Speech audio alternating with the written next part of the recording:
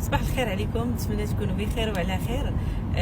بالنسبه لهذا السؤال ديال هادشي اللي قال لك واش يمكن نخدم بالشركه قبل ما تدوز في المحكمه. لا، كذلك ما يمكنش، لانه شوف، الا بغيتي الاجراءات تكون قانونيه وتخدم قانوني، خاص المحكمه، خاص الشركه دوز من الاجراءات ديالها كاملين، تاخذ سيرتيفيكا نيجاتيف، تسجل لا تاكس بروفيسيونيل في لي زامبو، دوز وتسجل العقود، دوز في المحكمه تاخذ روجيستر دو كوميرس، وترجع لي زامبو باش تاخذ البيلتان ديدونتيفيكاسيون فيسكال، ومن بعد دير ليها الاعلانات في الجريده الرسميه وفي الجورنال ليغال.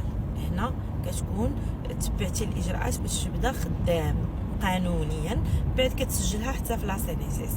فهادو هما الاجراءات القانونيه، وما يمكنش لك تبدا خدام وما يمكنش لك تفتح الحساب البنكي الا ما دزتيش من المحكمه ودرتي الاعلان في الجريده الرسميه.